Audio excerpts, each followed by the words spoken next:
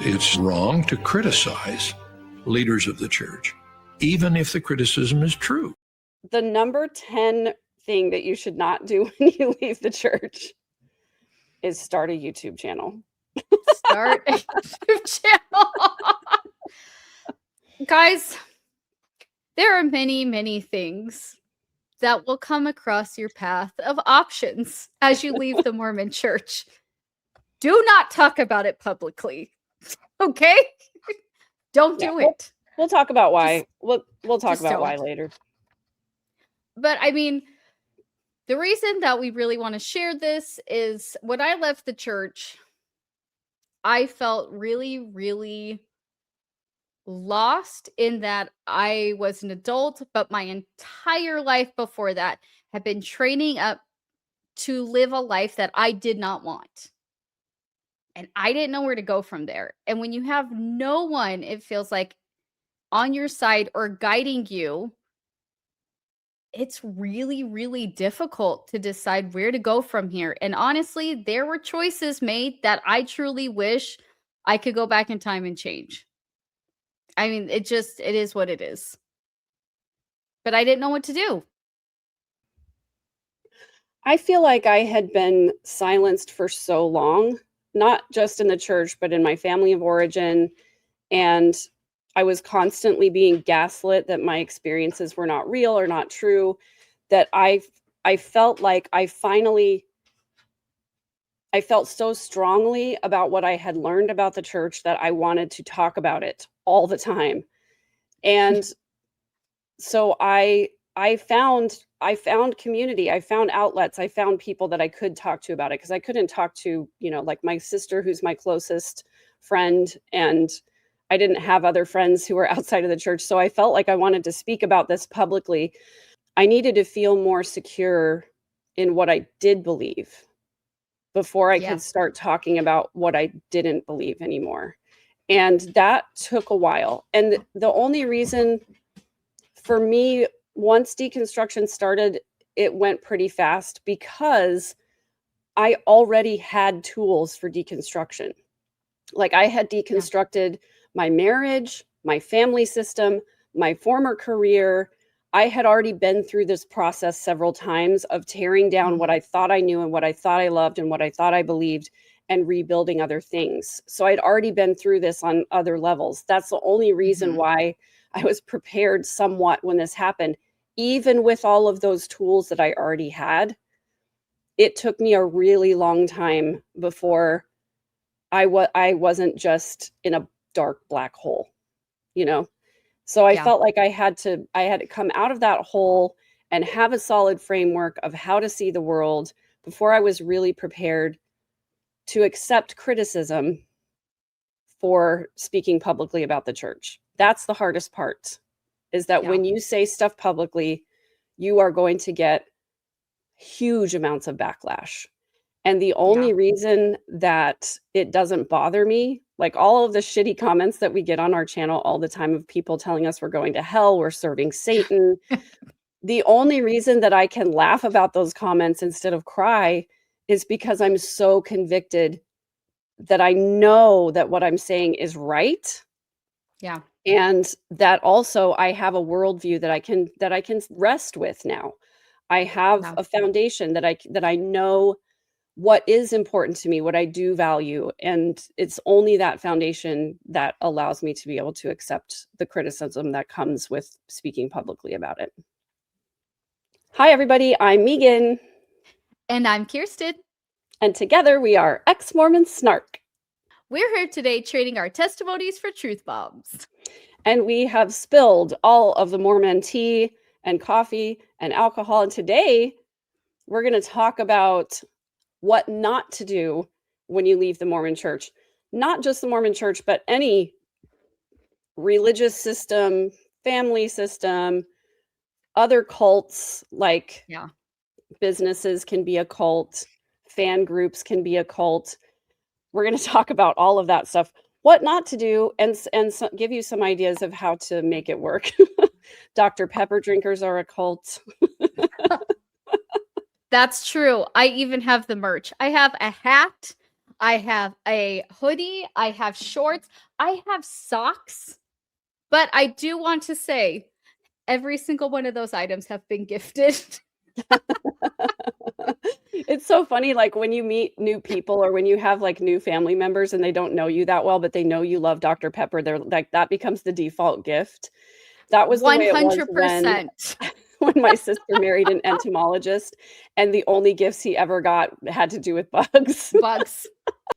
So, the top 10 things not to do when you first leave the Mormon church, any cult, and these are not in any particular order, but I do feel like the very first thing that we need to talk about is don't join another cult.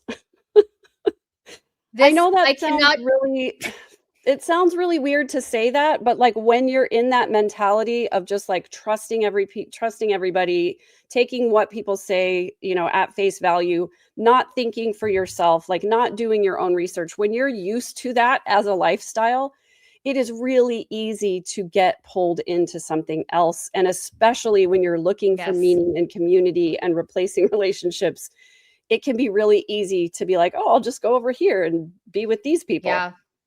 They're also a cult. I know you have a story for us, Kirsten.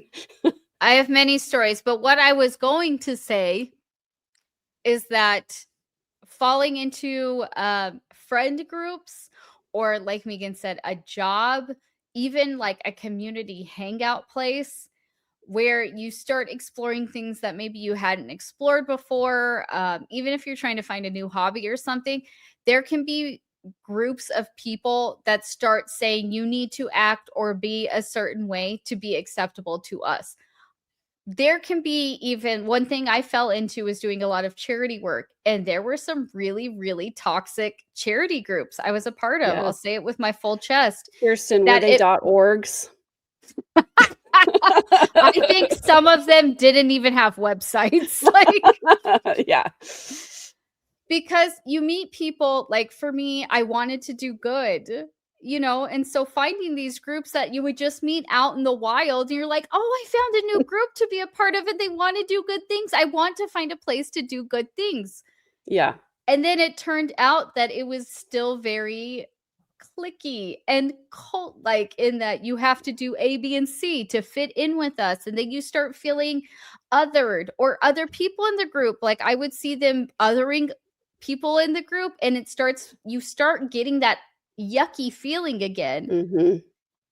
And it's really hard to break that mold. And so for myself, what it turned it into was basically like just ghosting people. Like I started having very big abandonment issues, I guess, with friends and things like that, because as soon as I would start to get that uncomfortable feeling that these people are starting to act a little bit culty, I would just ghost them. And so that started becoming even a hindrance, because then I was so mega afraid of making relationships with anyone because I didn't trust anybody. Yeah. Yeah. Well, that's a good segue into our next one, but I feel like I want to stay on this for a second, because I do want to mention Dr. Stephen Hassan he's one of the world's leading authorities on cults and cult dynamics. He has an Instagram channel. He's written several books. So he developed what is known as the BITE model, and it's a way of classifying high control groups. So BITE stands for behavior, information, thought, and emotion. So if the group that you're in tries in any way to control your behavior, the information you're allowed to consume, the thoughts you're allowed to have, or your emotions, it's probably a cult. And I know that word seems like really offensive to a lot of people. And if you ever tell a Mormon or a Jehovah's Witness or a Scientologist that they're in a cult, they're going to be like, it's not a cult. I even had people say this to me when I was in the Mormon church. And the first thing that I thought of was like, they don't try to isolate me away from my friends and family, because my whole family was in the cult. All my friends were in the cult, I was like, and if I have friends, I'm allowed to have friends that aren't Mormon. but only if you try to convert them and invite them to church. You know, it's like there were Mhm. all these caveats that I didn't think about. And the T of the thought stopping is like the best example that I've ever seen of this is Elder Uchtdorf's doubt your doubts talk, when he says, doubt your doubts Yep. before you doubt your faith. Well, if you have doubts, that is a valid thing, but it Yep. is so demonized in the Mormon church and Literally. in other courts in other cults as well, like Scientology. If you start to question the leaders or the teachings, then you get labeled as a suppressive person. So it's like Well, these labels of, oh, non-believers, don't trust non-believers, is what President Nelson said. So if there's a label for people who are outside the group and they are vilified in any way, might be a cult. well, also, what I was going to say is when you were saying, they demonize it, literally, how many times, Megan, were you told if you were thinking about something against the church, that was the adversary? That was Satan Right. literally Yeah. penetrating your thoughts. Yeah. That's If not a you're good enough told reason that, to use the word penetrate. I'm still going to use it. I stand on that. Satan I don't want to penetrates think my about mind. I don't want to think about Satan penetrating anything. When if you are told from literally primary age, so 4 years old, up through forever, I believe there's even songs about it. Like, if you have a bad Yes. thought, that's Satan in your mind. Yeah. So anytime you start to even remotely question your testimony, automatically it's, that's Satan. I need to go pray. That's Satan trying to get me. That's Or Satan getting in my head, hum your favorite hymn. What Can how I does that just one say, go? It's what like, the heck is vigor and vim? Sing out with vigor and vim. well, Megan, Kirsten, can you find you're another a word that singer. rhymes with him? I was gonna say, Megan, you're a singer. Has any director ever been like, Megan, I really want you to sing with vim today? A lot of No. vim. I would have been like, who is that? And why do I not know them yet? Are we doing a duet? You want me to sing with Vim? Sounds Indian, I guess. I don't know. I don't know that person. It's the worst. That's the worst. But yeah, thought control specifically. How does I mean, that go? If you something question. you're gonna get us demonetized. Cut that shit Okay, out, let me Megan. look it up. I need to look it up. Here we If go. on occasion you have found your language is in question or ugly thoughts come to your mind, then here's a good suggestion. Just hum your favorite hymn. Sing out with vigor and vim, and you will find it clears your mind. Hum your favorite hymn. So stupid. But Um, I was sang that song many, many, many times. yes. And then the Mhm. second verse goes, before you say an angry word, remember, you'll regret it. For once it's said, the harm is done, and some folks won't forget it. Isn't that called being offended, Kirsten? Yes. Which, as we know, is very, very, very bad when you're a Mormon. I need to But find a little clip of Dallin Oaks talking about choosing to be offended. Or actually, I think it's Bednar who talks about choosing to be offended. I was Like gonna say, I leaving, think it was Bednar. Yeah. yeah. We all the time get shamed for leaving the church for many reasons, but one of the tropes Yeah. they like to drag out is, oh, you were offended because there was a story in Joseph Smith time where there was some kind of Milk exchange that went strippings. on.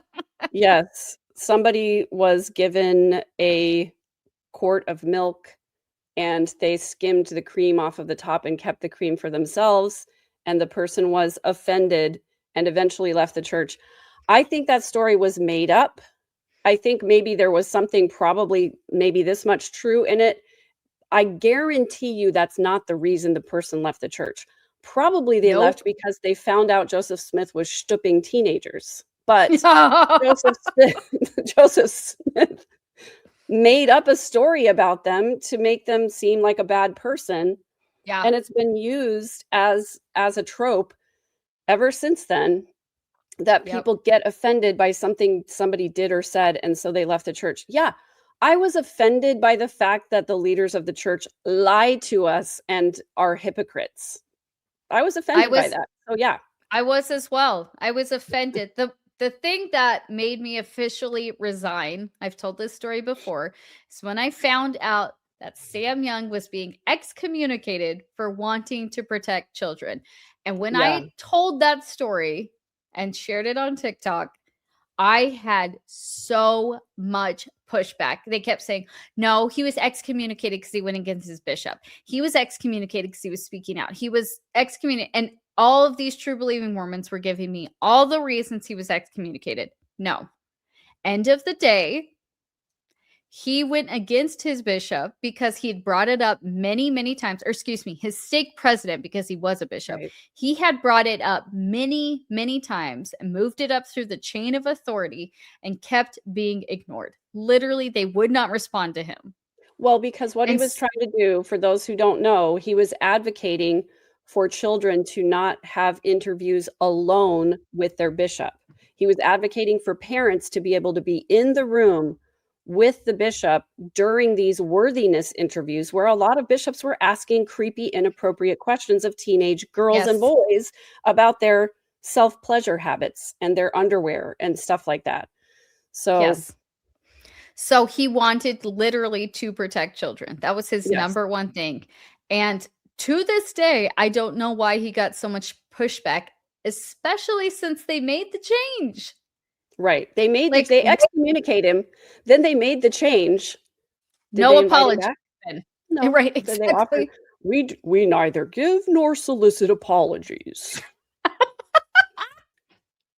So that's like a marker of a cult when they demonize people who are outside the cult or people who leave. And Yeah. that really is the main marker of whether your cult is healthy or unhealthy. Because what Stephen Hassan says is that cults are on a spectrum from Yeah. healthy to unhealthy. Like Swifties are a cult, Diet Coke drinkers are a cult, you know? Yeah. So the main thing is, what would it be like if you left? If you Yes. leave and nobody's going to have a problem with you leaving that friend group or the business, getting a different job, whatever, and you're not going to be harmed or talked badly about or vilified or whatever, then it's probably Right. not a bad cult. But you just really have to consider, like, how are you going to be treated if you leave? Are they Yeah. going to wish you the best of luck and have a wonderful life, or are they going to talk crap about you as soon as you walk out the door? Exactly. So when I was at church, we had an individual, it was a lady, I'll be honest, stood up in Relief Society to do testimony meeting. Sometimes in Relief Society, they would have a separate testimony meeting just for the women. And for Testimony meeting. those who don't know what a testimony meeting is, because it's a super Yeah. weird Mormon word, testimony meeting is what we refer to now as Open Mic Sunday, where they Yes. invite everybody to get up and talk about their beliefs. And they encourage you to share uplifting experiences or Yes. experiences where you have followed a gospel principle and it did something good in your life. They try to Right. tell you to keep your testimony brief and to keep it to just 5 topics, or at least that's the way that it was when I was in Joseph Smith, the Book of Mormon, God and Jesus Christ, the Holy Ghost, and Tithing. tithing. We heard a lot of tithing. Yes. Yeah, but as you might guess, many people did not keep it brief and No. did not stick to those 5 topics. And a No. lot of times what we heard was a little bit of humble bragging, like, I was traveling in Hawaii this past week, Yes. and I decided that I was going to attend church while I was traveling. And then Yes. they talk about some super weird experience that they try to relate back to a spiritual experience, which is something Mormons do all the time, by the way. They try to make everything a spiritual experience because they believe that every thought that they have either comes from God or from Satan. And so, you know, there are It's people stupid. who talk about praying about like which can of beans to buy and then they had just enough money to cover their groceries or whatever. It's just Yes. It's insanity. stupid. So anyway, sometimes Yes. so once a month they would do that in the main meeting where anybody can get up, and then every once in a while they would do it just in the women's meeting also, just in case you had special feminine things that you didn't want to share in front of, the whole congregation. Correct. So Exactly. please continue, Kirsten. I'm sorry. The ones in Relief Society or Young Women's especially, I felt got very into emotions. I felt like it talked a lot about like depression and raising kids and how it's hard and how your husband isn't home. Anyways, none of that has to do with this story. This story, a lady stood up and she bore testimony how she was in the family with Charles Manson and was part of that cult. When she was in the cult, Charlie at one point had everybody sit in a circle and hold hands, and he would touch the hand of the person that was chosen to do this special thing for the family, aka Red the rumming. Manson family ending of people's existence. So Yeah. she was not chosen, but the two girls that she was holding hands with were on either side of her. And she was so hurt that she had been in this group and given so much to Charlie and emotionally shared so much with the family and was not chosen that she decided to leave. However, shortly after that, she ran into the Mormon missionaries who taught her the gospel, and she realized this is where everything had been leading her to, and she was now so grateful to have the true gospel in her life. So she did, in fact, leave one cult for another, which is what we're telling you not to do. Also, I would like to point out, never in that testimony, which I felt very weird and strongly about, but didn't speak to anyone about because this was something that was never talked about again amongst my church member friends. She never said that the Manson family was bad or that she was glad she left, or she was glad she did not commit those acts. Like none of that. She was just like, see, so I wasn't chosen so I could join the Mormon church. And I was like, And what? And I'm grateful I did not end Sharon Tate's life. Like never was that in there. I said what I said. yeah, Anyways. like when I realized what they were chosen for and what they did, I was horrified and realized that I must have been in a cult. And so therefore, so what you're telling me is that if the Mormons had asked her to kill someone, she would have been willing. Correct, because this was the true gospel of Jesus Christ, and we accepted her, whereas Charlie didn't. He didn't see her for who she was. It was bizarre. But all of that being said, when you're in the mindset of being told how to think, feel in a community, being accepted, it is very, very easy to fall into that again because your brain is literally already trained to have that. So don't do it. Which brings us to actually number 9 on our list of top 10 things not to do when you are leaving a cult is stop trusting everybody. A better way to put it or a different way to think about it maybe is question everything. Don't just take what people say at face value and just believe everything because, people are messed up. They're going to take advantage of you. And when you've been in a mentality where you're used to outsourcing your critical thinking to church leadership, you trust everything they say, that you're like, how should I think about this thing? And then you go to the conference talks and you adopt that. Instead, you have to learn to start relying on your own instincts as true, as real, as valid, even when they go against the teachings of your former group. I had a person, I know I'm story person, but I have a very close friend who's still in the church. And one thing that drove me nuts, even when I was still in the church, is she would often say to me, do you think they're not telling the truth? Or do you think they're misleading us? And I would be like, yeah. it would be about different things. You know, I'm Right. talking like at work or friendships, or she's like, do you think they would lie about that? Do you think? And I would always be like, yeah, I do. I do think that. And Yeah. it was infuriating because she was so used to truly having a blind trust in every person she interacted with, you know, that as she became an adult and realized sometimes people don't tell the truth, she was constantly questioning it and was like, really? Do you really think that? Yes, I really do think people don't tell the truth.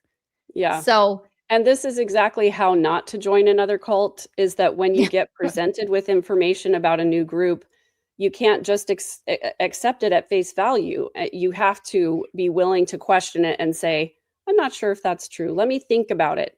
Getting, yeah, pressure. The way the Mormon missionaries work, and I'm sure that this happened on your friend as well, is that they pressure you to make decisions right away without seeming like yes, they're pressuring you. They'll give you a copy of the Book of Mormon and they will challenge you to read the promise in Moroni at the very end of the book, yep. which, by the way, it's convenient that they tell you to start at the end of the book and not at the beginning where somebody beheads somebody right away, like in the first chapter. Correct. So, and then they'll say, like, we challenge you to read this before we come back. Can we come back tomorrow? How's tomorrow sound for you? This time or this time tomorrow? They And then, also they ask you what date you want to be baptized or if yes, you're ready to be baptized in 2 like weeks on the or second something. visit. Right. Yeah, Like if they yeah, meet you on a Friday, they want you to read that thing in the Book of Mormon and come back the next day on a Saturday. And when they come back on Saturday, they're going to invite you to church on Sunday and they're going to ask you if you'll commit to a baptism date, like yes. right away. And they Mhm. sort of take advantage of, like, you're feeling these new things and you're like, maybe this is real. And Yeah, it's like kind of exciting to think, oh my gosh, have I found the one true religion? And so they yep, pressure you into it and making decisions quickly. So on the not yes, trusting people, take your time. yes, Just whatever time frame they give you, double it. If they yes. say, do you want to buy this thing today? Be like, let me think about it. No. I'll get back to you in a week. Yep. Just take your time, do your own research. Like, here's the other thing that just bugs me to death is that I am not a person who does not research things. Yeah. But when I was in the church, I only read the approved materials. And I Me too. frankly did more varied research on what car to buy and Right. what neighborhood to live in and what schools to go to than I did about my entire worldview, which was my religion. Yep. So, when they tell you Yep. not to look at something, this is my other favorite thing. I used to be in an industry where there was a ton of fraud. And every Mhm. once in a while, a contact of mine would say, please don't talk to so-and-so about this, but I wanted you to know XYZ. I'm like, the first thing I'm going to do is go talk to so-and-so about it. That's the Correct. first Right. freaking thing I'm going to do, And so when Yep. the Mormon missionaries or some other group says to you, like, don't ask your family what they think about this because they're going to just say bad things about the Mormon church. Well, of course I'm Yep. going to talk to my family and my friends about it. I remember Yep. as a ward missionary one time, I went to go teach this lady who had joined the church and then stopped coming. What a shock. And when I went to go visit her to teach her these lessons that help people get, like, acclimated into all of the cult speak, Yep. um, she showed me this little cartoon that had been given to her by some friend of hers that was an evangelist. And Mhm. it was literally a cartoon where the person goes to their friend and says, hey, the missionaries visited me. They gave me this great book. I'm thinking about joining this church. And the friend goes, have you read this? And then the cartoon person is like, oh my goodness. Oh my goodness. Thank goodness that I didn't almost join a cult. And so she showed me that cartoon and I was like, oh, that's just anti-Mormon literature that people send out because they're super jealous that we have the truth. We are laughing right now, but I guarantee you, I said the exact same thing to people before. Like, Yeah. well, don't read that. They're just mad. They're jealous. That's Satan getting into Right. people's heads because they didn't sing a hymn to get those They thoughts didn't out they didn't hum their favorite hymn. with vigor and vim. Oh my Maybe just gosh. with vigor. Also, I would like to pause here to do a little commercial break. At a future time, Kirsten and I are going to do an episode on Open Mic Sunday. And we would Yeah, love to have your stories because I know you guys please. have Open Mic Sunday stories. So please send your stories to lifeafterlds@gmail.com. That is our ex-Mormon snark email address. We desire to receive all of your stories. Please send your Yes. super weird testimony meeting stories to lifeafterlds@gmail.com. We know Thanks. you have them. We We know know you you have have 'em. them. And I So will tell you right please. now, I can't wait for this episode. I've been thinking about this for a long time because Kirsten has literally the most unhinged testimony meeting story I've ever heard in my entire life. Look, we have a visitor. He just I popped his mean, head up. He was like, "What? I want to hear it." he's like, I need Kirsten's story. Unfortunately, I could probably do a whole episode on my own, just the unhinged testimonies I have Yeah. heard. I Yeah. mean, for how many EFYs I went to, how many girls' camps I attended, both as a participant and how many. Guys, I was in testimony meeting with Megan's extended family since we were in the same ward. I got stories there that might have to go on a members only. Let's just say Yeah. that. So we kind of debated about what order to do these in because they're equally important, especially these first Yeah. few. But one of the things that we've talked about a lot is when you first decide to leave, if you haven't already, don't tell anyone. Don't tell anyone. No, don't tell anyone. I've debated about this a lot myself because I was the type that felt as though I needed to announce my departure to my family. Mainly This because isn't I an didn't. airport, I Megan. know. It's I not an know. airport. You I don't know. need to announce that you are Yeah. leaving or your departure or what time or Yes. what gate. Do not tell anyone. You don't need to. I know. You And don't need to. I realize that now. I think my concern at the time was for my family. I just did not want to be bombarded and bothered with like, what's your calling right now? What did you learn at church Yeah. this Sunday? Because that was literally all I talked about with my family. And I Yeah. already had distanced myself from my parents. So we weren't talking that often anyway. And we were not even in the same state. So there was no need for me to announce this to my parents. No. I could have gone a very long time without telling them and everyone would have been just fine, you know? And Yeah. also my brother did the opposite of me. He did not tell anybody. And they Yeah. eventually got the picture, I think, or they still believe that he's in. I don't know. But I Yeah. think they've eventually sort of gotten the picture based on other context clues that they've been able to glean. But I will tell you, I am super not proud of this. But Yeah. I do tend to get mama bear when I feel like my kids are being threatened. So Yeah. I had made it very clear to church leadership that I did not want to be contacted. Mhm. And I made it clear to them that my kids were not going to be attending anymore. Mhm. My daughter, this is how it flipped. It used to be that when my kids were at their dad's house, that Mhm. members would go and no, sorry. It used to be that when my kids were with me, I would bring them to church. And then when they were at their Mhm. dad's house, they wouldn't come. And then it Yeah. sort of switched because when they were at their dad's house, he would allow members to come pick them up and take them to church. And Oh, my shoot. daughter was 13 at the time, so she was just getting to the point where she was gonna be going to girls' camp and getting all the purity culture and modesty culture messaging, and I did Yeah. not want her to go through that. I wanted her to not be exposed to any of that stuff. But they kept sending emails, both to my son, who had been out for a lot longer, and to my daughter, trying to, like, sort of claw her back in.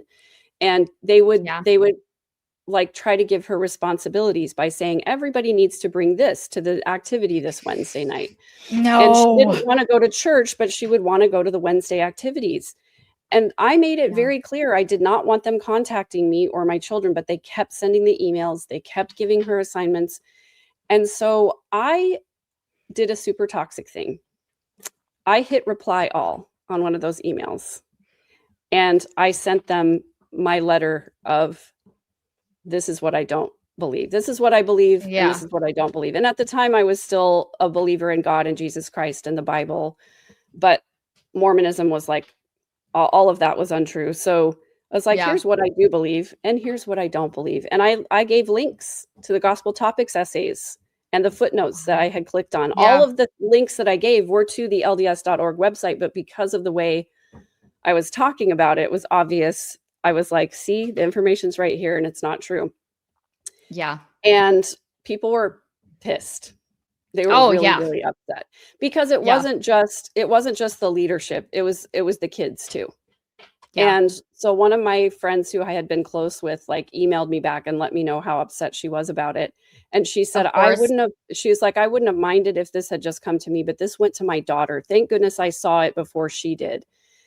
And she was like, our kids are way too young to have this information. And I emailed her back and I said, Why? our kids are old enough to decide to be baptized, to decide what religion they're going to have for the rest of their lives at 8 years old. And we're sending them to the temple now at 11 years old. They're old Yeah. enough to also know the truth. Yeah. So I'm not Yeah. proud that I did that. In fact, I was super ashamed afterwards that I should not have done that way. I should not have like set a grenade into the youth program of my ward and walked Yeah. away. So I wish that I hadn't done that. So I do recommend the quiet quitting method, especially until you really get comfortable with what you do believe and what you do think Yeah. and feel. Like, nobody needs to know. You don't have to tell people why No. you're not coming to church anymore. You know, and that's I Nope. think that's the other thing, is that it was programmed into me so hard that I needed to have a response. Yeah. You don't owe anybody an explanation. No is a complete sentence. Are you coming to church this Sunday? No. Nope. Oh, This is why? You don't have to answer that question. no. This is where I feel like I shine in this moment, Megan. Yes, you are the goddess of quiet quitting. I'm the goddess of giving 0 fucks. That's the Yeah. thing. Yeah. I feel like, people do come to our channel for both of our personal, maybe just yours, who knows? I doubt it. But I feel like Megan has the personality of a Mormon individual that they would probably go out more like Megan does. I see that more often than not, where you want to talk about it, you want to scream at the rooftops. I'm Yes. done with this. I want everyone to know, do not Yeah. bother me. If you talk to me, I'm going to tell you how I feel about it. I think that is probably more the norm. However, I did not take that approach, and I am not sad about it. So this is where I really want to share my experience and emphasize to people, I do think this is probably the better way to do it. I don't often say I know better than Megan, but in this I do. 100%. I agree. What I did is I knew with how deeply involved I had been in the church and how deeply involved my family was in the church, I thought, I am going to avoid this subject altogether. I'm going to submit my resignation and I will tell no one. And that is what I did. I slowly stayed off social media. The only time I would post, it would be like my children's birthday or some like milestone. But very much staying away from anything. I didn't say I'm going to Relief Society tonight or I'm going, nothing. So it was all very ambiguous as far as church stuff. When my family asked me about church things, I would be like, oh, we didn't go today. Or my ex had the kids or, things like that. But even then, I just sometimes wouldn't respond at all. If they asked about a church thing, I would just be like, oh, I missed your message. I was working, because I did do things on Sundays and they knew I had to at that point, going through my divorce and everything. So I just didn't really touch on it. And it made it pretty easy to just avoid the subject altogether. Yeah. And, like your brother, I think after a while, people just kind of got the hint. But what made me have to really tell my family, I don't think I've even shared this with you. I didn't tell them for about 3 years. And the reason I finally announced it, so to speak, is they kept asking when my oldest was getting baptized. She was going to be turning 8 and they were asking because they wanted to attend, Yeah. And so I didn't announce it. I didn't even then send an email or anything. I texted each of my family members individually, including my parents. I didn't do a group text with them. I texted each person in my family individually, and actually wrote each message specific to them and our relationship. So it was all very personal. It wasn't a copy paste text, and said, I wanted you to know I have been out of the church for, this amount of time. I submitted my resignation many years ago. I want you to know I didn't share this because at the time I didn't know how you would take it. I wanted to keep that relationship solid. But as you can see, I'm the same person. It's been like this for 3 years without you knowing, and there hasn't been an issue. I hope you know how much I love you. This isn't an offense to the religion or to you. I just want you to know that's not what I believe anymore. If you have questions, feel free to ask me. That was basically what I said, each tailored, to my family members. And they took it fairly well. I have to say, I had one family member that said, I suspected this, but I didn't want to straight up ask without you bringing it up. I had another family member that said, I'm shocked that you resigned, but I will respect that. It makes sense. You've been through a lot, kind of thing. The best response I got was from my mom, who was a convert, and she called me and she said, I always love you no matter what, kind of thing. And she also said, I chose to be part of this religion. It wouldn't be fair for me to allow you not to make the same decision. Basically, Wow. saying that, right? And I was like, Mommy, I was bawling my eyes out. Yeah. And but she said that, she was like, I wholeheartedly believe this. She's like, I believe that this is the one true church. However, I made that choice away from my family. My family didn't want me to join it. I mean, for good reason, and she said, so that would be hypocritical and wrong of me to not give you that same freedom of choice. Everyone should live their life according to their own belief. Yeah. And she truly kept that. I mean, for a while she would say she was praying for me. And when I said, Mom, please stop saying that, it doesn't make me feel good, she stopped. She never said that again her entire life until she died. So I think that made it a lot easier for people, when I started being a little bit more vocal about it, not even vocal about it, just being like, oh, I got such a good coffee today, it's awesome, or posting pictures with my now husband on Sundays doing activities and things. People started to realize I was out. And that's when I got some pretty harsh messages from people, from high school or kids. I've been their EFY counselor I've talked about. But at that point, I had been out for so long and was so solid in who I was and my new beliefs. It hurt, but it didn't linger. Do you know what I'm saying? Yeah, exactly. Like I was able to take it and be like, I probably would have said the same thing 3 years ago, or whatever, and understand more where they're coming from. Whereas I think if I had gotten it right at the beginning, I would have crumbled. Like it truly would have completely killed me. It would have brought up anger. It might have even made me question my new belief system, So I'm really, really grateful for how I did it. And I encourage other people, if possible, to do the same. Yeah. Because it's not worth the heartache, honestly. It's not. Yeah. But that's me. I think what you're saying is so important to really be solid in what you believe, because I do see from time to time these people talking about how they left and then they came back. And I guarantee you that probably one of the reasons why they came back is because they were susceptible to being clawed back in by other members and by their own, like, doubt your doubts kind of thing of like, oh, I was so convicted. I knew so strongly, blah, blah, blah, whatever. So you really do have to go through this process of deconstructing that belief system all the way. And that's one of the reasons why I will say that one of the tools that was so important to me was the LDS discussion series on Mormon Stories podcast, because they literally start at the very beginning and they go through every single Mormon belief. I think there's something like 50 episodes now. And that was important to me because I'm like, what about this? And what about that? And what about, I will say that is what led to me deconstructing a belief in God as well, and a belief in the Bible. So if you're not ready to face all of that, don't do it yet. But it was necessary for me to literally remove like, I wanted to know the truth about all those things because I felt like I'd Yes. been lied to about everything. It was like Mhm. once I realized they were lying about this, then I was like, they're probably lying about that too, and they're probably lying about that too. So it led me Yep. down that rabbit hole. And like I said, I was able to do it quickly because I had tools already. If you don't have tools already, just sit with it for a minute. Don't do Yes. any of that until you're not ready, which kind of leads to the next thing is to not make any major life changes.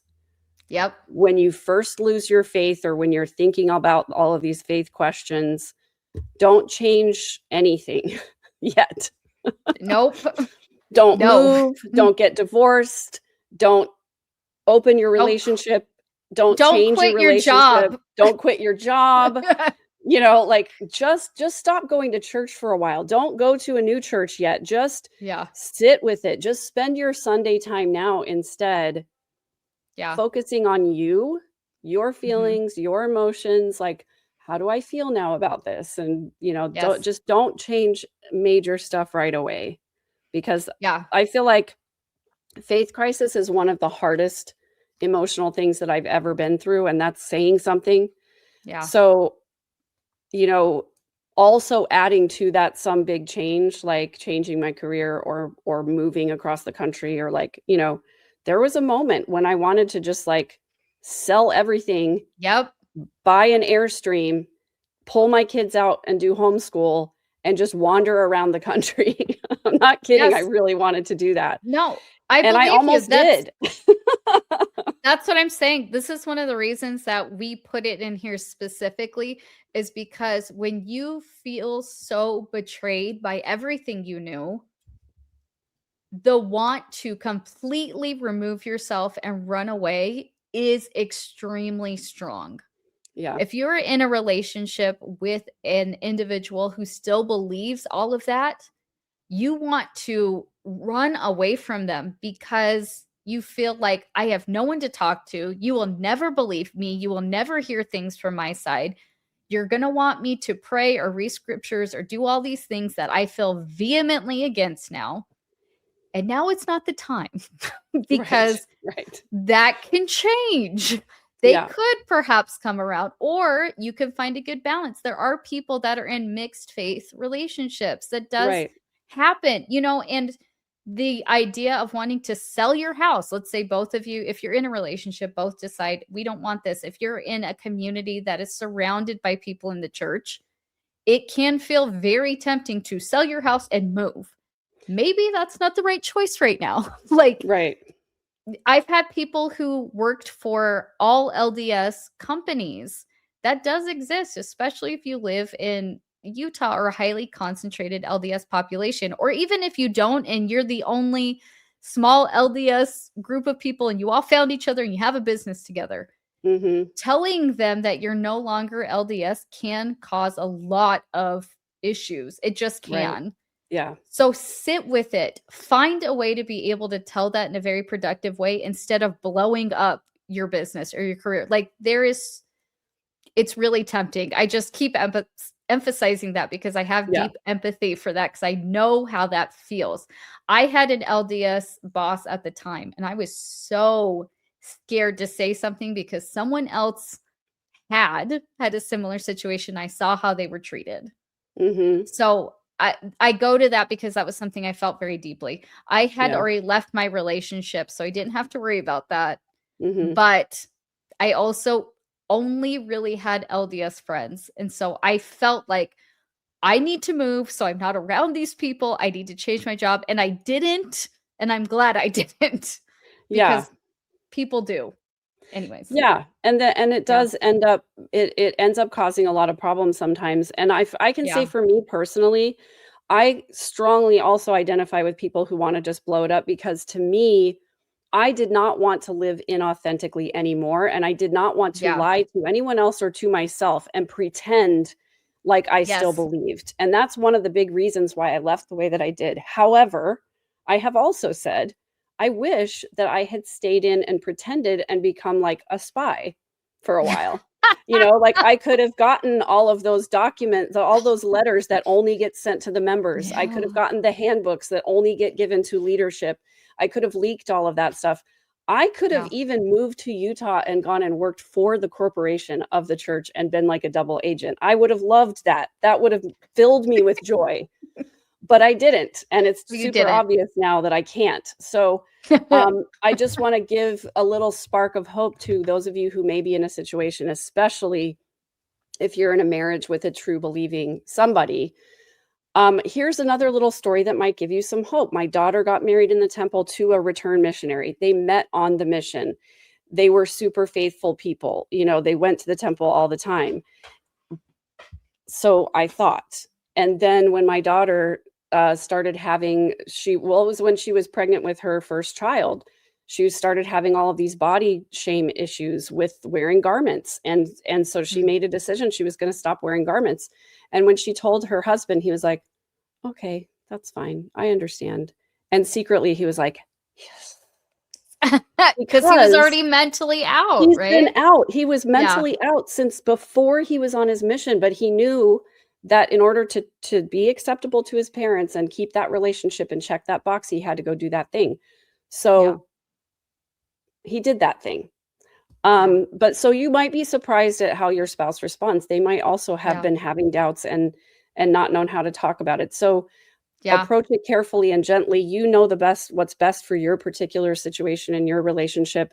But just to say that, like, be really intentional about it. Don't just like, I think, Kirsten, was it you that said you woke him up in the middle of the night and was like, oh my God. Or maybe that was somebody else, you know, it was no. I did it at like 2 a.m. When I submitted my resignation through quitmormon.org. At that time, you didn't need a notary. Like, you just did it. Yeah. And I was like, dude, guess what? And he was like, huh? And I was like, the Mormon church is not true. And he's like, yes, I know. Good night. I love you. Sometimes you just have to wake them up and tell them that you're done with things. And they could totally support. I mean, my husband was never Mormon. So he was like, yes, okay. Right. And that's the other thing I wanted to mention. Like, I do feel like I'm somewhat privileged in leaving because I was already divorced and I live in Texas, not Utah. So, you know, if you live in Utah, it's going to be a lot harder because you're surrounded by other Mormons. And I feel like that makes it even more important to tread carefully, because I, of all people, know if you have a business that is supported by your ward members, you know, you're a dentist, you're I don't know, what are other businesses? A real estate agent, you're in any kind of sales whatsoever, all of your clients are Mormon. It's so much harder to deal with this. All your clients come to you. Yeah. Yes. Accountants. Yes. Anything where you're a professional and all of your clients are Mormon, you know, you have to be so careful about that. And my heart goes out to you, because I know it probably does feel like pretending or being fake or whatever, but sometimes it's important to just reserve your private information for you privately. Nobody needs to know how you truly feel about it. And if your clients are asking you like point blank questions about your faith or whatever, you know, I really would just say something like, how I feel and my faith is really private to me, and I just want to keep that sacred. You don't even have to do that. Do you want what I did? I'll tell you straight up what I did. When people would ask me about stuff at work, I'd say, excuse me, what about separation of church and state? And honestly, I'd make them laugh most of the time. Or I would have people, you know, that'd be like, oh, what about church on Sunday? Blah, blah, blah. I was like, we're not talking about church right now. We're talking business. And they would laugh. Honestly, that's how I avoided it for a couple of years. That's that is a really good tactic. It's so easy because most of the time they laugh and you get back to business. Like, they do agree, or they'll be like, oh, ha, ha. I never had someone push it, you know? Yeah. I also want to throw in here that when I moved, I did not move my records with the ward, but they found me and they started inviting me and my children to things. So if you feel like you can, I sent the church a cease and desist letter. Dang. I sent it to the ward, and I also sent a copy to Salt Lake. Nice. With my my record number, even though I had left, I included it. And because you know they hold on to that. You know that even though you've left the church, they do not get rid of your record. So I sent all that information with a cease and desist. And to this day, it has been 10 years. To this day, we have not had a single set of missionaries knock on our door. And I Yeah. do see them in our neighborhood. So I'm like, it's worked. And they followed us. I've moved twice since then. Yeah. So not a Yeah. So single set of missionaries. And I do not have a no soliciting sign. So it did work. And if you feel strongly enough about that, it did work for me. yeah, because you do know, like the church has ways of finding you, and they Yeah. use those ways, and they will send your records on if you move somewhere, and they will Yep. send missionaries to your door. And, you know, here's the irony of this, Kirsten. When I Yes. got divorced, I moved 2 streets away from my previous Mhm. house because I like the neighborhood. It's close to the schools. The kids have friends here, you Yeah. know, so I just kept it in the same neighborhood. And Yeah. at a time when I was, you know, I was divorcing, I was having such a hard time. I really wanted the support of the church and home teachers and stuff. Not a single visit from a home teacher or visiting teacher in all of the years after my divorce Wow. until I left. Actually, it was right before I Yeah. turned down a calling right after the pandemic of being a Yeah. Relief Society instructor. And at Christmas time, one of the bishopric members wanted to drop by a card and a gift. They went to Of my course. previous home because they They didn't didn't even even know know. that I had moved. Even Wow. though I changed my address in Tools, it was changed, and I Wow. removed my husband from Tools. Wow. My They address seem to had really changed, care. but they seem to really care. Yeah. Then, after that happened, I started to get a steady stream of missionary visits, and to this day, every once in a while, I still do get a little card. I will tell Yeah. you, I still invite the missionaries in Yeah. because I want to feed them. I wanna make sure that they have water. I also want to tell them if you are feeling any sort of, you know, situation where you feel like you might wanna go home, I can be a Yeah. resource for that. And I say Yeah. it in front of both companions because I'm fully aware that one companion might be doubting and wanna leave, and the other one is like, you know, No. really stalwart Yeah. and whatever. But I say that because I know a lot of missionaries feel like if they wanna leave their mission, that they have to go tell their mission president. You do not. You do not. And Nope. if your parents are not gonna be supportive, you don't even have to tell your parents. And I guarantee you there are people out there who would love to help you purchase a plane ticket or a bus ticket to get home or to go wherever you wanna go. You don't have to Megan, tell anybody if you're gonna leave your mission. You could just take your stuff and leave. Bye. this is really, really important. So I am gonna interrupt you a little bit. This is important. It is illegal to take your passport. And I will Yep. say this again with my full chest. It is illegal to take someone's passport. If your mission president or someone you know, their mission president has asked for their passport or taken their passport when they got to the new country for safekeeping or whatever, that is illegal.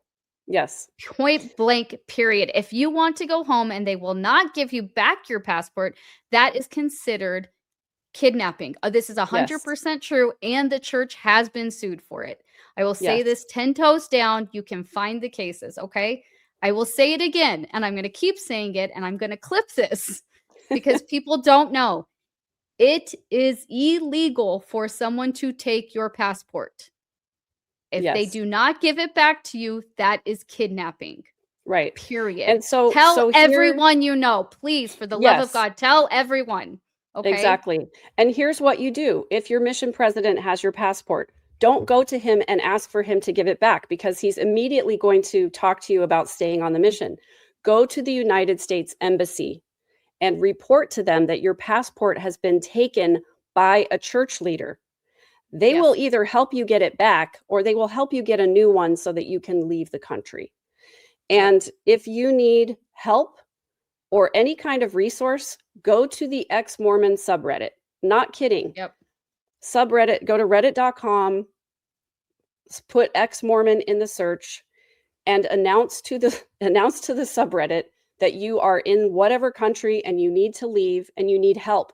Because I have seen so many times on there ex-Mormons Yes. who are like, let's start an underground network of people who will help missionaries get home if they want to leave. And let's Yeah. raise money and let's do a fund. And like, people want to help you. I'm one of those. I'm in San Antonio, Texas. I have a niece who's on a mission in Houston. I can be in Houston in 3 hours. I can be in Dallas in 4 hours. Wherever I can help. And I want to be a resource for people, because nobody should be forced to stay a place they don't want to be, and they don't feel safe, and they don't feel healthy, and they don't feel happy. Yeah. So 100%.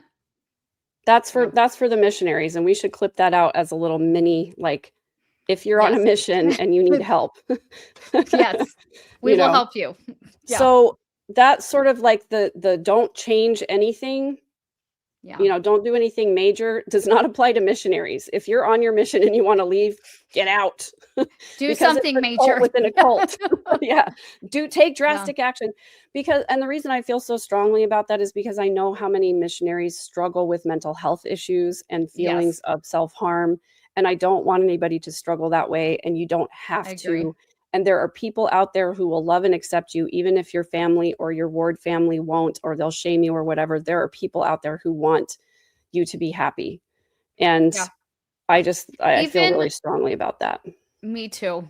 I also want everyone to know is, even if you want to still be a Mormon or go back home and just continue to be, that is absolutely fine too. End of the Yeah. day, we want people to be safe and happy. If there Yeah. are Mormons watching this and saying, I still want to stay in the church, I'm nuanced, or I just want to hear these crazy women talk, like, the thing about being ex-Mormon is I don't think how much people realize, like, we don't care. Like, if you want to be religious, fine. If you want to be Mormon, fine.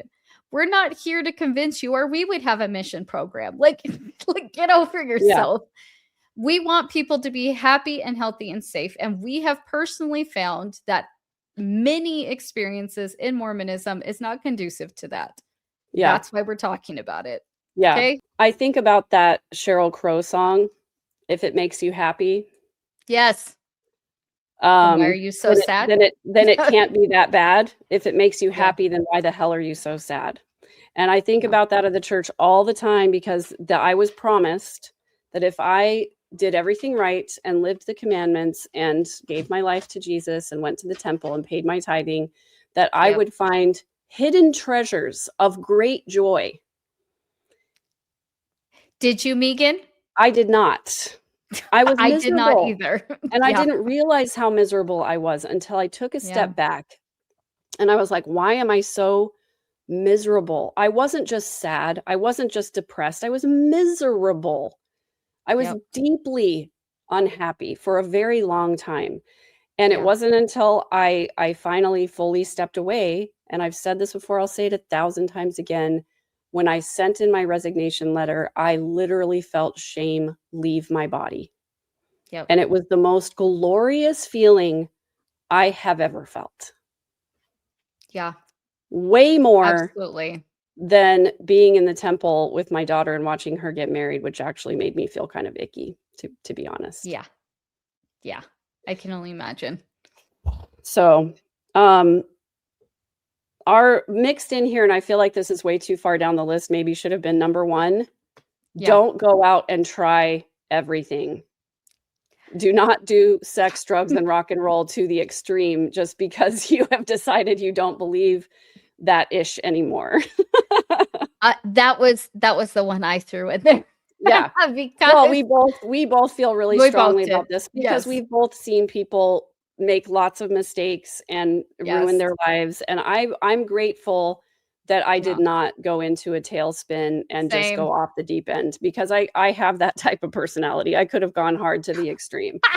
I'm really glad I did not. Yeah. I feel like there was definitely some times where I felt like, oh my gosh, I missed out. I definitely need to do all these things, Yeah. or try these things. I was with John and he had never been LDS or super religious. If you asked him directly, he would say he's Catholic, he was raised Catholic, but they went on Easter and Christmas, Yeah. So he would tell me stories about like when he was in his 20s and stuff, and he was going to the club with his friends. And he was never crazy, but I was like, well, I've never been to a club with friends, and I live in Las Vegas, and I would feel like I would feel like I'd missed out on things because I had done a little bit in my 20s, but really not. And I do think part of the reason I didn't go down that path is because I did have a partner that you didn't want to do those things, but also I had little children. When you're a Right. little bit older or whatever, if you don't have kids or you don't have kids in the house anymore, I could see how it's a lot easier to be like, okay, I want to experiment and do things. But I Yeah. kind of was restrained just because of the phase of life I was in, Yeah. which I'm grateful for, because I have seen people start experimenting with, even something as silly as, I don't know if I can say it, you know, Yeah. You or can say late going, night gardening. okay, that, or, going to the local bar and being like, I've never drank before. What should I do? And because other people think it's funny to watch a never drank person, they'll Right. pour you a shot, Right. which Right. even the most experienced drinker will tell you, don't go in and have a shot. Like, just Don't do shots are a bad shots. idea. Like, just Shots are a bad bad idea. idea. Nothing You good know, ever happens after I'll have a shot. no, no. I mean, sometimes a good story that you can tell 10 years down the road, Right. because you're like, Right. remember when I was really stupid? And then it's funny. And there is a game I enjoy playing that is called Kid or Drunk. And you tell a story of something that happens, and your friends have to figure out if this was something you did as a child or something you did when you were drunk. And it is a very fun game to play. I'm not going to lie.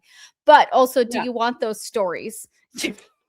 Well, in this day and age, it's just Yeah. dangerous out there. It just is. Yes. And you Yeah. cannot trust people. And also I do Yes. want to very seriously say that when you're experimenting with alcohol and other substances, bad things can happen very, very quickly. So Yes. I'm always an advocate for find a trusted buddy or friend Yes. and stay home. Stay home. Stay home. Yes. Like the first time that you're going to try a Yep. beverage, do it at home. Yes. Here's what I did. Even though I drank a little bit when I was a young adult before I got married, I got a breathalyzer because I wanted to know, what is the legal limit and where is my body on that? Because it's different for everybody. They Yeah. usually say like 1 glass of wine equals 1 beer equals 1 ounce of liquor, but Mhm. it depends on your weight, on how fast you metabolize things, on Yes. if you haven't had anything to eat yet, it's going to affect you differently. So I Yep. literally got a breathalyzer, and I didn't drink in front of my kids then because my former Me too. spouse had problems. And so I would be in my room at night after they had gone to bed, and I would sit there with Netflix and a glass of wine and my breathalyzer and be like, okay, how about now? Okay, how about now? Because I Yes. wanted to know what my limitations were before I was like out. And there were several times when I could have gotten into serious trouble if I Yeah. hadn't had trusted friends. And so that's just my main thing Yes. is like, try whatever you want, but first find a trusted friend and then do it at home. And then also just be really careful and Yeah. go to reputable sources for things, because Yes. almost everything out there now has, we can't say the actual word, but there's a brand Yes. out there called Fenty that's a high-end fashion brand that also applies to other things. And I feel like everything Yes. has that in it and it's deadly. So Correct. just don't. Talking about like learning your body and stuff too. When I had first started drinking and going out, I was much thinner because I was divorced and starving. Like, I'll be honest. Like, I was The probably divorce eating diet. maybe 800 calories a day. That's not an Yeah. exaggeration. Yeah. Maybe. It was probably more like 500 on most days, So I Yeah. was a lot thinner. And then I started dating my current husband, and we would eat really well, and we'd go and have very high-end brands and everything because he was trying to woo me, Yes. And Yes. I started realizing that, I need to be careful and not, drink like that or imbibe or whatever. And thankfully he was there and very sweet and took care of me. Then the pandemic happened. I got a lot heavier. And so I could drink more and everything. When I started running to prepare for my half marathon last year, I realized that I would get drunk very quickly, like after one cocktail, like fall on my ass almost.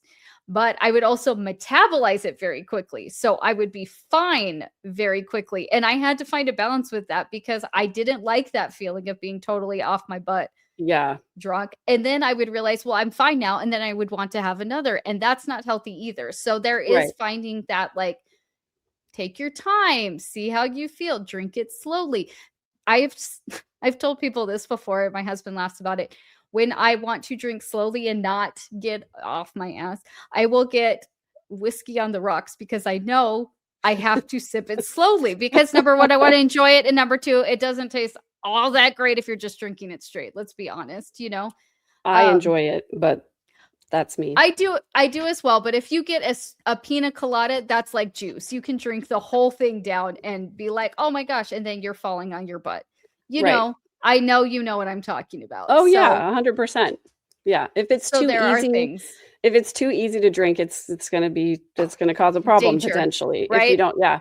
The other thing that Danger. I didn't realize, this happened to me more than once. I had a group of friends that we would get together for dinner every 6 or 8 weeks or so. Yeah. And there was one friend in particular that literally meant no harm. In fact, was Yeah. trying to, and we talked about this. He was like, I feel like I was trying to be a good host. He would just go around and fill people's glasses every once in a while. And so I would Yeah. stop keeping track of how much I wasn't able to keep track of how much I was Yes. having, because I kept thinking, I've only had one glass of wine. Why do I feel so tipsy right now? Well, it was because he had filled it twice. Yeah.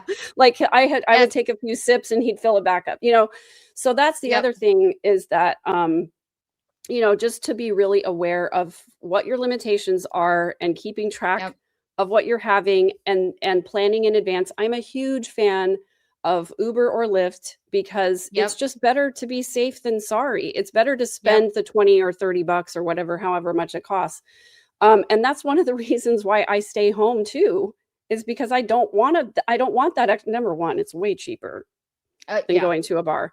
And number Yeah. two, I don't want the extra expense of, having the Uber or Lyft. So, Yep. when I do go, I'm trying to be really careful about that, because it just, Yeah. it can end badly. And I just want people to be safe. Here's the other thing I feel like I should say. Alcohol is a class 3 carcinogen. None of us should be Yes. drinking it. And if you And- choose not to, good for you. Yeah, good for you. And there are plenty of people out there who are very happy being sober and don't want to drink. There are many people who've left the church Yeah. who never have alcohol, and good for you. Like, it was just something Yeah. that, I don't know, it's something that I enjoy from time to time. And I will Yeah. also say too that now that THC is becoming more legal in lots of places, and also, in the state of Texas, CBD alternatives are getting to be more legal. I will tell you, Delta 8, Delta 9 are chemically identical, just about, to the real THC thing. So if you are somebody who is interested in trying something that's an alternative to that, that's an option. But again, find a buddy who knows what they're doing or knows what they're talking about, and stay home and just, be safe. That's all. Feel That's it all I out. care about, is for people to be safe. Along this same lines, one of the things that we see often is that people will open up their marriage, or open up their current relationship. I am the least judgmental person out there. Just saying, I could not care less. Do you? I don't kink shame at all. I don't know if I can use that word on YouTube, but You've I used it couldn't care before, so I less, think we're right? okay. I could not care less. And so I say this with my entire heart. Talk things out. Talk to a therapist if you have the ability to. I know being able to afford a therapist in this economy is a huge privilege. So if you're able to, I highly, highly recommend talking to a therapist, not a coach, not someone who feels like they know about it. Go to a licensed therapist, one that is well Preferably known. a licensed sex therapist. That's what I was about to say, is bring Yeah. up Natasha. Yeah. Her Natasha last name Helfer. starts with an H. Thank you. Helfer. Mhm. You know, feeling like you didn't get to experience that part of your life, I know can feel very attractive. Also, if you're starting to realize that maybe you had suppressed a lot of things, such as, being on the LGBTQIA plus spectrum, or something in there, definitely I encourage you to experiment in that. Maybe look at pornography, or, write down feelings in a journal, talk them out. But please do not go out and just start doing everything, because it is a really big deal. It's a big choice. It affects everything in your life. So I encourage you to talk to a therapist, get education if you didn't get proper education in your younger years, which a lot of LDS people haven't. If you've had a hard time in that part of your marriage or your relationships, take the time to explore why, instead of jumping into things that are not safe. Me and Megan have had a lot of conversation about this. Both of us had a lot of trauma. Mine was very different than hers, but very similar in other ways.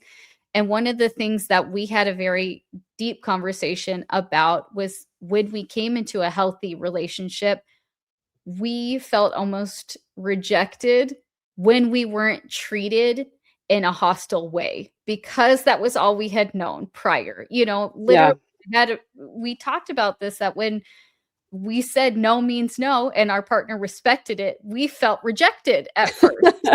Yeah. I mean, if you want me to cut this part out, I will. I'm fine with that. For myself, I was like, what do you mean you're not going to try and do these things, when I said no? And so even something like that, go and talk to a therapist and work on those things, because jumping into trying new things, you might mentally or emotionally not be ready for, and that can cause even more hurt down the road for yourself, Right. for other relationships, for future relationships. You can re-traumatize yourself in very, very big ways. So please take a 100%. moment to healthily work through that, Yeah. because there's so many things going on when you're doing a faith deconstruction. And I'll be honest, I think every Mormon story that you watch with John Lynn or anywhere else, people have brought up some sort of sexual trauma that they needed to work through. So please Right. take that into account and be safe. That's all I'm Right. saying. That's so important. And also, I will say that it takes two very emotionally healthy people to be able to navigate all the dynamics of polyamory and open Yes. marriage and open relationship and all of that. And I will say that even when two people are very emotionally healthy and they communicate very well about it, it can still cause a lot of problems. And so Yeah. I would say probably the majority of problems that are caused by those types of situations is unmet emotional needs and insecurities from past Yes. relationships and past hurts and things like that. So it is really important to go to therapy, talk to a therapist about it, and then maybe even go to couples therapy, and talk Yes. to a therapist together and separately for both of you before you even start to try that. So if it's not an option for you to go to therapy right now, or for you to go to couples therapy, just leave it alone for now. Again, it's one of those Mhm. things that you can just, if you've waited this long to experiment, you can wait a little bit longer until you're in a Yes. safe place emotionally, because of all of the things that we're talking about to try and change and do. That is the thing, like experimenting sexually is the thing that can cause the most emotional harm in the shortest amount of Yes. time. So I Yes. feel very strongly about people, going to individual therapy and going to couples therapy, and also doing a lot of communicating for a long time, just taking it slow. Absolutely. And again, even if that's exploring, if you're suddenly realizing, like I said, that you're on the LGBTQIA spectrum, make sure you're working through that in a very, very healthy way. Because if you were raised LDS, there is most likely a lot of shame and confusion around those feelings. and just jumping into it can be really scary. So just be kind to yourself, be kind to your relationships, be kind to others, that are around you, and do the best thing for you, which is taking a beat. I guess that's the only way I know how to say it. Yeah. I know Yeah. it might be super disappointing. Probably a lot of people came here to be like, yes, now I can do all these things and I'm going to get permission from these two people. I mean, look, you have permission to live your life however you want. All we're saying is like, we're not giving advice even. We're just saying these were our experiences. Here's what we've noticed. And, having been out for a while, just these are the Yeah. problems we've seen other people run into. And I can Yeah. tell you honestly, like, I do know some ex-Mormons who are super unhappy because they haven't truly deconstructed and figured these things out yet. And I do know Yes. personally several people who went off the freaking deep end when they left. And Me so, too. luckily most of them are in better places now, but I watched people spiral and it was scary.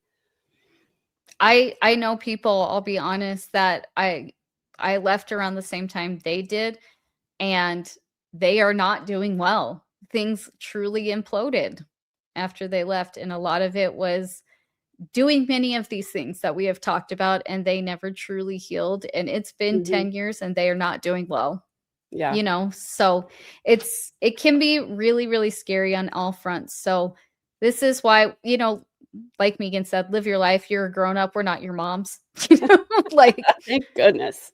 but the whole point of this channel is to heal and laugh and learn things together, because it's so hard to do on your own. So anyways. Yeah, which actually is a good segue into our next topic, which is to, don't continue relying on the same people as your friends and your support network if they're still trying to claw you back into the church, because that can be really damaging once you've made the decision. Like, you need to build a support network that is outside of that. I'm not saying like break up with all your friends and don't talk to your family anymore because they're Mormon. What? That's not what I'm saying. What I'm saying is you do need community and you do need support during this time. So honestly, I found, for me, ex-Mormon Reddit was a great place because I could go drop all of these truth bombs and people are like, yeah, sorry, I know it sucks to find that out. They're like, yeah, we know, and it sucks. But it was a safe place because I had a username that people didn't know yet. And, it was a safe place for me to go and talk about all these things that I was like, oh my God, I'm so angry. Yeah. It was a good place to get my anger out. It was a good place to connect with other people who'd had similar experiences. And then honestly, the chat in Mormon Stories podcast was a great place too, because you'll connect with other people there. This is a great place to have a support network. Like, you can secretly watch our channel and never tell anybody about it and connect with other people from, people watch our channel who are ex-Mormon, but also Nevermos watch our channel, and, ex from other religions, ex-Jehovah's Witnesses and other cults too. And so building that support network where you do have a safe place to talk about this kind of stuff is really important. Yeah, it's really, really important. If you continue to reach out, like Megan said, to people who you normally talk to about church stuff, specifically in a way that you're trying to convince them. Which is our next one. So go right ahead. Don't try to convince other people to leave. I say this with love to every single one of you. Because I don't think I really tried to convince most people, but I know I did with my mom. My mom and I had a relationship where we often had very deep conversations, whether it would be about books we had read or science. My mom loves science. She wanted to be a biologist for many years. That was her original major before she dropped out of school to have kids and get married.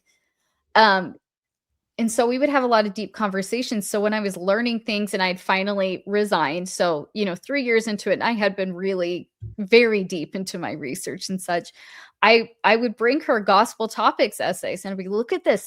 Did you know Joseph Smith had more than one recollection of the vision, and, things like that. And she was very sweet. She'd be like, I'd have to look into that. And of course, never did, you know? And there would be times where I would be talking to other people that I thought I'd been close to in the church, and I'd be like, "Well, do you really think that? I mean, this is something that I know that you've heard and talked about." And they would be like, "I'm ending this conversation." That's what someone said to me. "I'm ending this conversation right now." And I was really hurt because I was like, Yeah.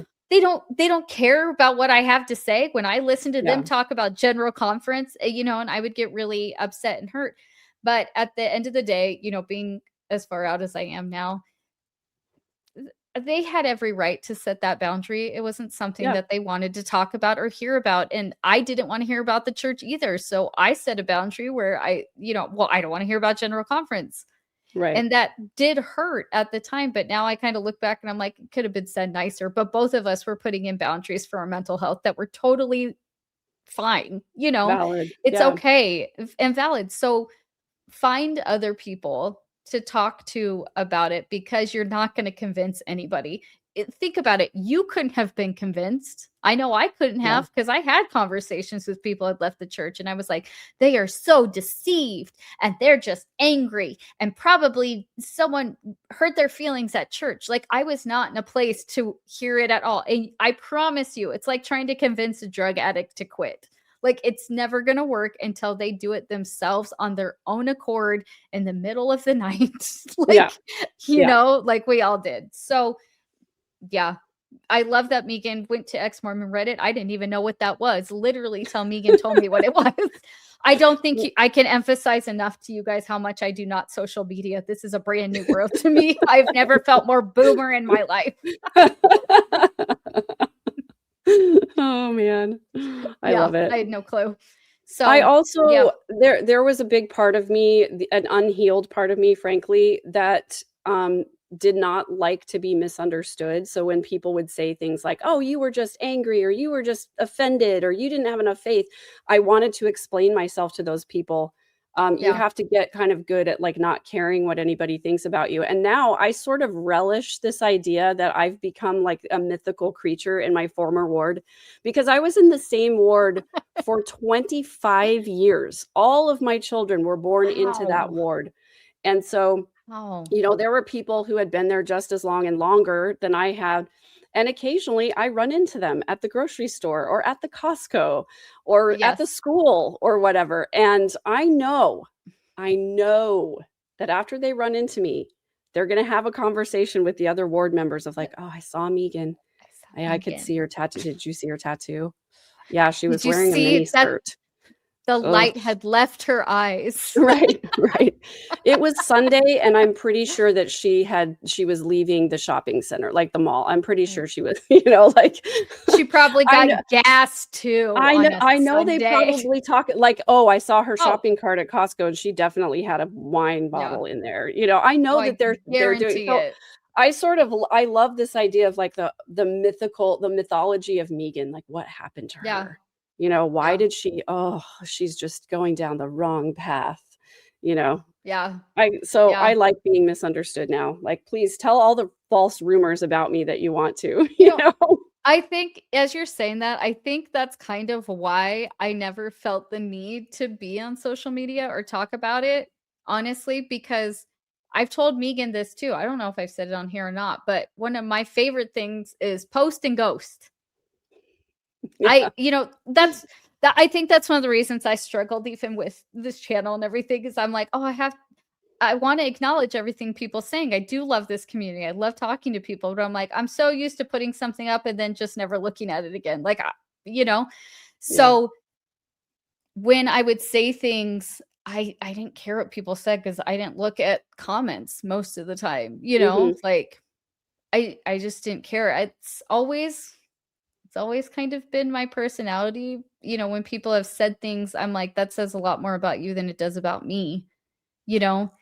So trying to convince people, although I felt a strong need right at the beginning because I was like, it's all a lie and blah, you know, Yeah. it's okay to not care when other people are saying about you because at the end of the day, whatever they're saying about you, it doesn't matter. Like when people tell us we're going to hell, I'm like, I don't believe in hell. So you're Yeah. telling me that I'm gonna be cursed out to never land. Like, Hmm. okay.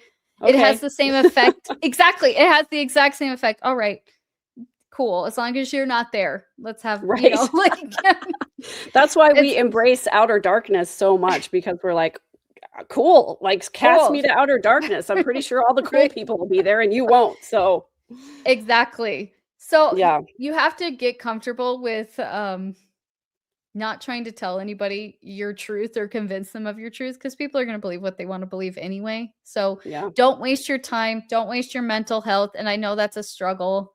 I know Yeah. it's a struggle for a lot of people, especially growing up in the church and, having that community of gossip being accepted, Well, you know? yeah, needing the external validation from other people. Like, think about it. Right. We went to our Yeah. bishop to be declared worthy. We Yeah. didn't declare ourselves worthy. We had to have someone else do it.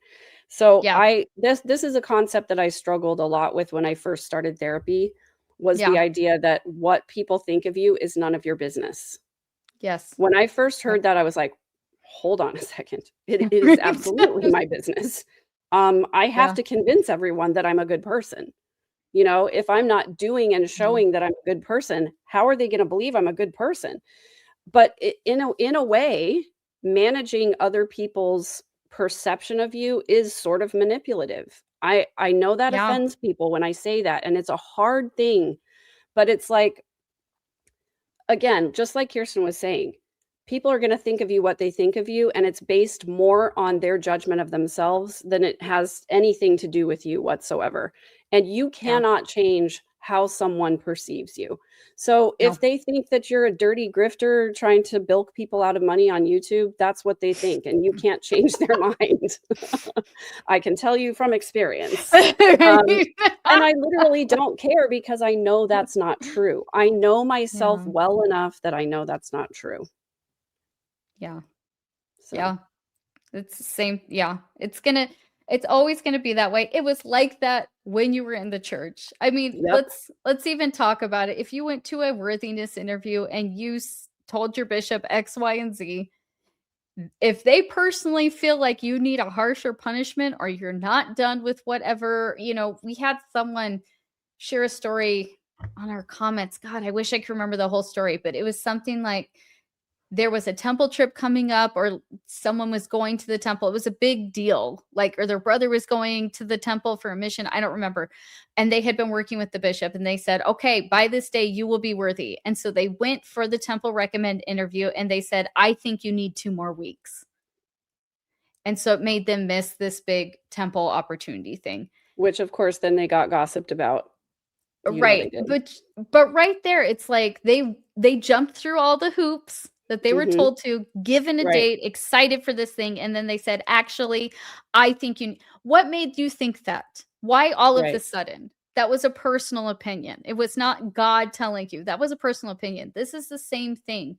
No matter how much you show your friends and family that you're the same person, that you're still good, that you're doing all of the things, the only thing you're not doing is prescribing to their religion.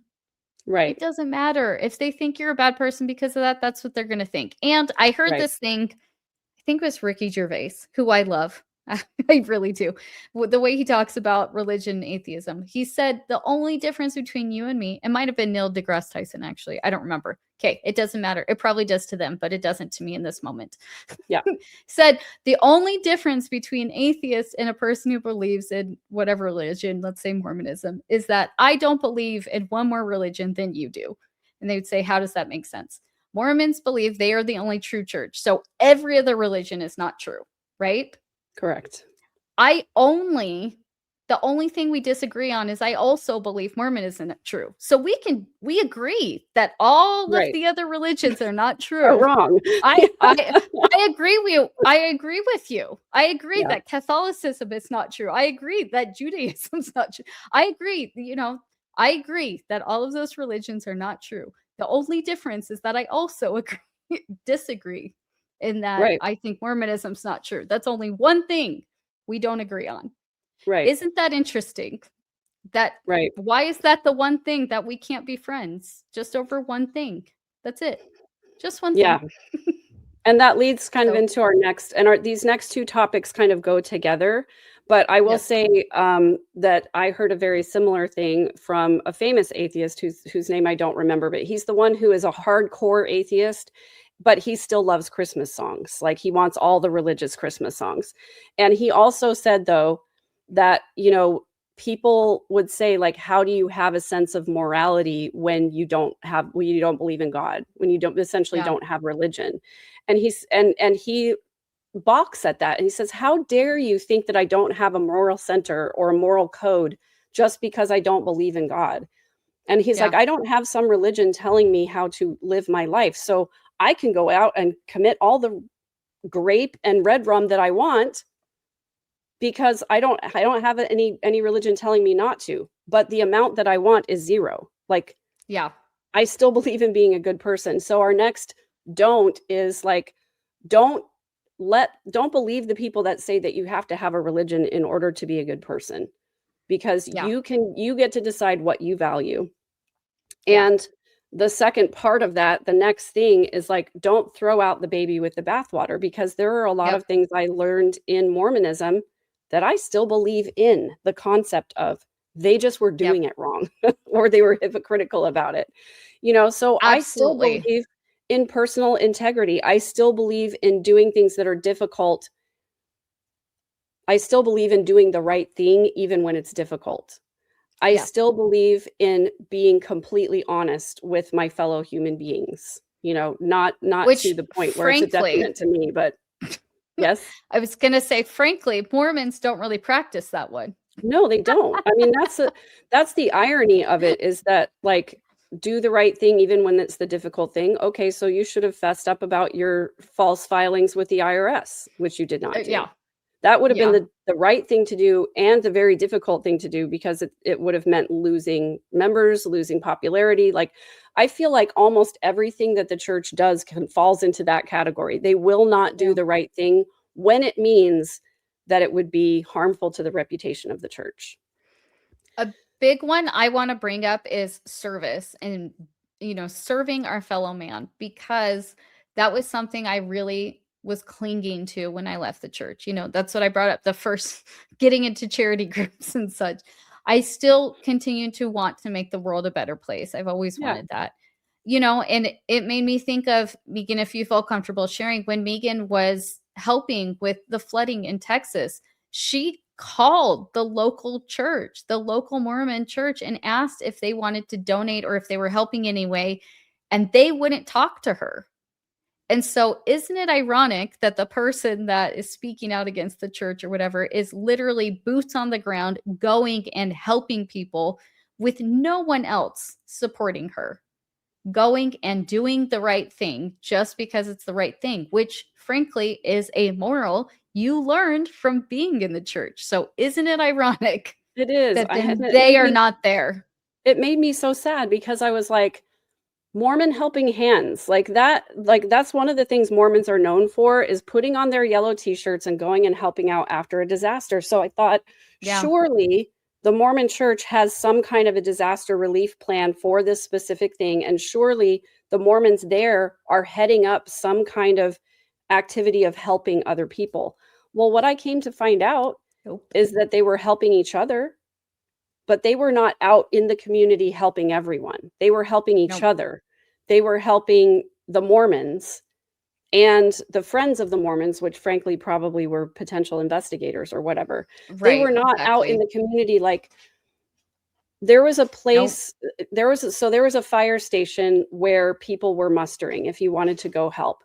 And literally droves of people. I had to park like 6 blocks away from the fire station and walk in, because there were hundreds of people gathering at this location, bringing chainsaws, bringing pickaxes, shovels, whatever, to do whatever they were asked to do. Yeah. And, I was asking around, I didn't see any yellow t-shirts anywhere. They don't do Mormon helping No. hands anymore, because Mormon's a victory for Satan. But I asked the local Relief Society president and the local Yeah. bishop, and they, again, didn't call me back, wouldn't talk to me until much later. It was weeks later before I ever got a call back. And I really do have the feeling that it was because, I even said in my message, I was like, My parents used to live in this area. They used to go to your ward. This is a Yeah. community that I really love and care about, and I want to be there to help you guys with whatever you're doing. It turns out they weren't really doing anything. So, Yeah. I was over there up to my elbows in flood mud, several days in a row and weekends, and I never once got connected with the Mormons in the area because they just weren't Yeah. out there doing stuff like the rest of the community was. Other churches, the church that I was working with, if you remember, I think it was a Baptist church, that they literally turned their entire like gathering space, not the chapel, but like the gathering space, into a store where you Mhm. as a survivor could come in and shop for free and get whatever you Mhm. wanted. And they were collecting thousands and thousands of dollars in donations, clothing, gift cards, everything that somebody could potentially need. I mean, there was an entire wall of diapers, just all of Wow. this stuff. That's what I expected the Mormons to be doing. And there was nothing like Right. that. It was super disappointing. So, Talking about churches too, just with the charity in mind. I did a lot of church activities outside of Mormonism where they would invite us as characters to come and do things with the children. We would get in line and help pack bags, school bags for children going to school, and be also there as, hugging them and doing things with them. And we'd go to the hospitals and they would have NICU nights where, the parents that were in the NICU, they could bring the siblings while the babies are in the NICU, and they would come out and take pictures with the characters, and we would bring blankets and hats and, things like that. There's a mega church here that always invites us to some of their programs, things like that.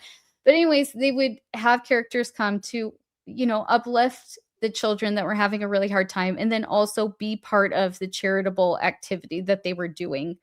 And it wasn't front page news. It was never, they often didn't donate to us either to be able to buy supplies or things. We would bring toys. And the whole point of this is when I was doing it at the very beginning, I was still kind of in the church, in and out, finding my footing. And specifically, there was one person who was very much in the church that I did it with, who was Wonder Woman. She looked just like her. It's crazy. Beautiful, beautiful woman. And they told us in her ward that they would never have us to any event like in Las Vegas. None of the Mormons wanted us to come because we were dressed so immodestly. And that, it really broke her heart. I rolled my eyes and was like, that sounds right. Because I was yep, that's Tinkerbell on brand. and she was Wonder Woman, and it broke her heart Wonder because Woman she wears a strapless outfit and shorts, little tiny shorts. Megan, she even made pants, the Wonder Woman pants, blue with stars going down them to try and like help. And no, it was none of that because it was corseted and, all of these things. And that really broke her because she was like, I'm out here wanting to do the right thing, help, bring attention to Yeah. helping children, helping with these services. She wanted to do a drive where we could have blankets and clothing and things like that we could take to other events. Children in the hospital, she wanted to do a blanket drive to be able to take blankets to children in the hospital, and they wouldn't do it because we were immodestly dressed. Yeah. What does that say right there? I'm not saying like you have to have Disney characters or whatever at events, Well, but it just goes to show like they don't. I don't know. I feel like I'm losing it's my like mind. But they only want you to help if you play by their rules, and they want yes, to be, and they also want to be, they want that moral superiority complex of being yeah, able to say we're better than you because we dress modestly when we help the children. They yeah, really do, like, that is part of their value system. yeah, And yeah. I still I like the idea of giving 10% of my income to a charitable cause. However, Oh, I will absolutely. say, Yeah. I also believe that if you believe in God and Jesus Christ, they would not want you to be in debt and still giving money to other people. They would not want you to be starving and still giving money to other people. Yeah, I agree. It's that time of day. The Lord does not need your money. Correct. And neither does anybody else if your own family is not in a good financial situation. So I will say, if you're Agree. leaving the church and you have previously paid tithing and you want to donate that 10% to a charitable cause, consider yourself first. Consider Yes. your own situation first. And if you have any credit card debt, and if you do not have 6 months of emergency fund saved, Yep. that 10% should go to that first. And Yep. then if you're in a good enough situation that you feel you want to give 10% to an organization, do your research, because as Kirsten Yep. was saying earlier, not all of the .orgs are ethical. And a lot of times, a lot of your money is going to administrative costs and not to the actual charity. You can go to do the internet research. Every charitable organization has to file a 990, Form 990, Mhm. which is a disclosure of all of their expenditures. So you can see exactly Yep. what they're spending their money on. When I first left the church, I donated my 10% to ex-Mormon creators online, because that made me feel good, and to the smaller ones who were just starting out or who needed it, whose messages I resonated with. But again, then I reviewed my financial situation, especially after I lost my job, and I was like, I can't afford to do that anymore. So I stopped doing it. Go ahead. Another place that, well, I always want to share this because I've seen so many fraudulent charity groups. A really easy, very direct way to donate is go to a local school and ask the front desk, are there children that need their lunch balance paid off? Or That's a say, great idea. I don't need to know the names at Christmas. Ask them, is there a family in need that I can give gift cards to or provide presents for? That's a great idea. I at our school here, my children go to a school that is uniformed. Every time they start outgrowing things, if they're in good condition, I take them to the school and say, do you have children that could use these? Please give these to children that can't afford the shirts or only have one or two, because then I know it's going directly to, I don't need the tax write-off paperwork. I don't care. I don't. Yeah. But then I know it's directly affecting someone in my community. I'm not paying for a CEO's lifestyle, Right. over this, or their marketing or whatever they're going to do, or their 5K and their fancy shirts they're giving to the people. This is going directly to someone who actually needs it. Paying Right. off lunch balances for children is huge. That's a No great child idea. should be refused lunch simply because they got it one day and there wasn't $5 in the account. Right. And they refuse to give them lunch if the balance is past a certain limit. So even saying I found this out too, that you can actually at some schools put money on their balance. Mhm. So Yeah. even if it's totally paid off, you can add, 10, 15, 30, $100, whatever, to a child's balance if there's someone that repeatedly doesn't have the funds. They do Yeah. offer free lunches to some children, but there are families that we know that are right on that cusp that don't get approved, but still don't have the money. I So, 100% can tell you anyways, that just when we would start to do a little bit better financially, we would think, oh, mhm, great, now we don't have to be on food stamps. But again, when you're riding in that little space between, it's like, okay, now I don't qualify anymore, but I'm not making enough money to receive all these other benefits. So that's where my entire raise is now going to pay for school right. lunches where it wasn't before. Yep. And I've been in Yep. that situation. In our district, they will give a kid a peanut butter sandwich if they have a balance for too long. And so there Yeah. are lots of kids out there eating peanut butter sandwiches every day because they have a lunch balance. So I love that idea. Thank you for that. I'm Yeah. going to do that. I think that's awesome. Aw. That's just what I started doing when I finally, because a long time my kids were those kids. Yeah. So Yeah, that's what I've wanted to do for to give sure. back.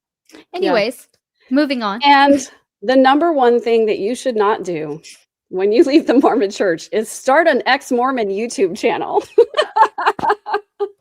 Where's our little applause? Don't do it. Yay! And I will tell you why. I thought about this a lot before I became a content creator. Before I started my podcast, I had to think a lot about what I wanted my podcast to be about. What was my target Yeah. audience? And the reason for me why I say it, and Kirsten, your reason may be very different as sometimes it is. But for me, the reason is because I don't want to live, or I did not want to live in ex-Mormonism forever. And I knew that if my channel was Yeah. only that I didn't want to be stuck there, because there are a lot of ex-Mormons who are stuck in the Yes. same place. And the Mormons and the ex-Mormons are like this parallel, and they're both stuck Yep. in the same place. Like, some ex-Mormons cannot move on from being from the harm that was caused in the Mormon church.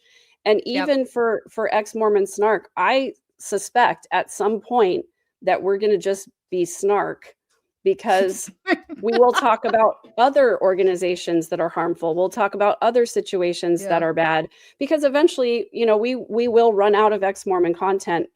And the thing that's great about it is that No, as long as the church is around, we're never as going to long run as the out of church is- content. that's I true. assure You're you. right about that. At least I'm just saying, like, when we every general conference, Megan, we're going to have new clips. We're going to Yes, have that's new so true. stuff to talk about. Sorry, go ahead. That's so true. No. You can cut that part out if you want to.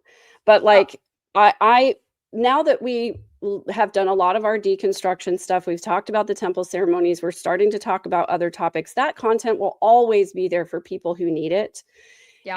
And you are absolutely right. As long as the church is around, we'll always have ex-Mormon content to snark about. Yeah. However, it's not our whole identity. This is not the only Right. thing we do. It's not the only content we create. It's not the only thing we're interested in. This brand is going to evolve into a live show and some other stuff that we're going to talk about. So it's going to evolve and change. And that's my main reason. The other reason we kind of have talked about is like having the strength to withstand the buffetings of Satan, if you will, the people coming out and calling you demons and, saying you're sitting at the right hand of the devil and why are you out here just trying to tear down people's faith? Like, you have to be able to, you have to be in a strong place emotionally and spiritually. I feel like you really have to have a good understanding of like what your values are and what your beliefs are before you can withstand people tearing you down for talking bad about the church. Absolutely. The reason why I say don't start a YouTube channel are all the things that Began said, but also, as much as you want to shout it from the rooftops, of everything that's wrong with the church, you might not be fully informed yet, and people will call you out. Right. I've said this before. People's favorite thing to do is correct others. Like, they love, if you say one thing wrong, they're going to call you out. Yeah. So I think when you're trying so hard to figure out what is truth, when you very first leave the church, being publicly humiliated, so to speak, or publicly called out can really, really break you down, because I haven't had this experience, obviously, because I wasn't doing this when I first left. Bless you. Thank you. I wasn't doing this at that time, but I know if I ever said even now, if I say something wrong, people's in the comments, I'm like, oh, fuck, if I've been thinking wrong all these years about that. And sometimes I'll go and look it up. Sometimes I'm like, oh, well, like, I don't care. But I could see myself being freshly out and being like, what? So what is truth? I read this. What's true? What's not? And I'm sure that could really get to your soul, Also, you never know who's going to see what content is out there. When you're out publicly and you're making content, you don't know who's going to see it. Again, it could be family. It could be friends from high school. It could be your sister-in-law's cousin who happens to know you, and now your sister knows, and now your family's talking about it. And now, it could be someone at work that you didn't know was Mormon that now has a bad feeling towards you.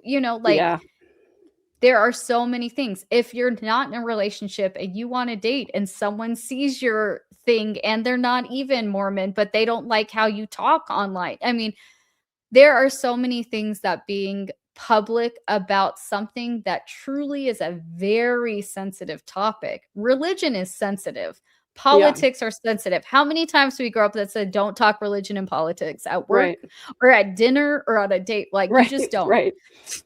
So having this out with your full chest rambling sometimes can bite you in the ass. It Yeah. just can. I mean, there are times where I even still, Megan knows, and I'm like, fuck, I really hope so-and-so doesn't see this. Or, dude, I hope these people don't ever see it. All the time I'm saying, oh God, I hope people don't see this. And it's like, well, it's on the internet. And you have to be able to take that. Fortunately, I think my skin is thick enough at this point I could. And I'd probably be like, yeah, I am. Like, that's what I think. And that's the way the algorithms work, is that they push content to people who you might know. I mean, how many times have you seen, like, on Facebook, you may know so-and-so, and you're like, I don't want to friend them. But my original YouTube channel is affiliated with my email address. And so therefore people who knew me previous to that my content is going to get pushed to them. And so, people who know us, know our names, whatever, it's eventually somebody's going to see it that knows you, even if you're trying to be anonymous. Now, there are a couple of channels on TikTok I know specifically that are faceless channels, and they have names that do not identify them. So if you feel comfortable with that, that might be a good route to go. But again, you're still going to get pushback from complete strangers telling you that you're wrong about stuff. And the other thing is too, I like ex-Mormon snark specifically because we don't have to have all of the details of everything correct. No, we're just speaking from our own experiences. Like, there is so much that I don't know about the scriptures, even though I studied them very deeply when I was Mormon. I feel like I have to completely start over because even the Bible got tainted by Joseph Smith translation. So who knows what in that was real and what wasn't, So it's like, I don't ever want to be trying to be a religious scholar out here, because that's rough. That's even rougher than this. I mean, have you seen Dan McClellan's channel? He's got balls of steel, that man. And I absolutely love his work. I think that's one of the reasons, like, we'll send it to him. We will. I think the reason, that we started this, didn't we even say, like, I said I didn't want to do it unless it was comedy. Like, I straight up was like, because Megan and I had connected and talked and wanted to do something. Like, Megan's like, we have such a good time together. So it's really good, if nothing else, for us. And we say that all the time. We're here for us. This is a fun time for us. It's literally, I get to sit here and talk to my best friend about shit nobody else gets and truly laugh about it, right? In the way, like, our dark humor connects. So that being said, I do feel like if you're coming on and you want to just educate people and be like, this is important, I want to talk about this, blah, blah, blah, which a lot of people do, it's hard. And you can get stuck in a very depressing mindset. When we were doing all of the temple ones, me and Megan truly had to postpone it sometimes. Took a couple days to edit.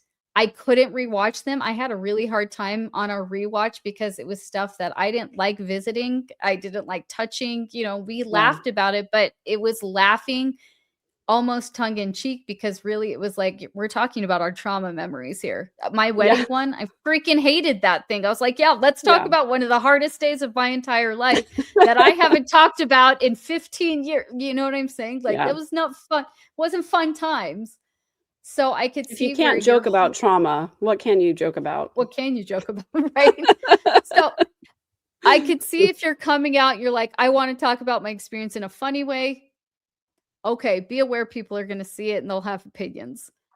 But if you're coming out to want to educate and really talk about harm, talk about childhood SA in the church, talk about, the temple and cult tactics and all these things, go for it if that's what you want to do. But it's a hard place to sit in mentally. It is really hard to talk about those things consistently in a way that you're going to be extremely vulnerable, that people will have very, very strong opinions on. We're lucky that we have a pretty kind community that laughs with us. Not everybody has that. So for sure. If you're not ready for that, just don't do it. Sit with your stuff, do it 10 years down the road if you find someone to laugh with. You know what I'm saying? I don't know how John Delen's been doing it for 20 years. Like, it takes about, look at Alyssa. We love Alyssa for putting her stuff out there on New York Times front page. That would be hard for me, Yeah. you know?